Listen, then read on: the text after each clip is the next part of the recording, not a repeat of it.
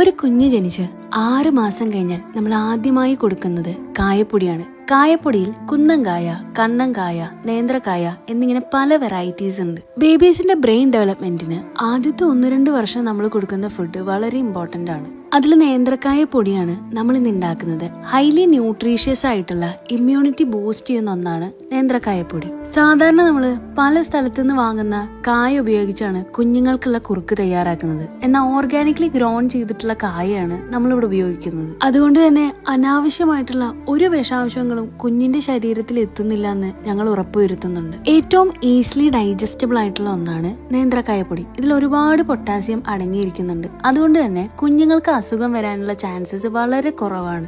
1 വയസ്സിന് താഴെയുള്ള കുഞ്ഞുങ്ങൾക്ക് ഇത് വെള്ളത്തിൽ കുറുക്കാക്കി കൊടുക്കാം. 1 വയസ്സിന് മുകളിലുള്ളവർക്ക് ഇത് പാലിലും കൊടുക്കാം. ഓർഗാനിക് നേന്ത്രക്കായ പൊടി ആവശ്യമുള്ളവര് താഴെ കൊടുത്തിട്ടുള്ള നമ്പറിൽ കോൺടാക്ട് ചെയ്താൽ മതി.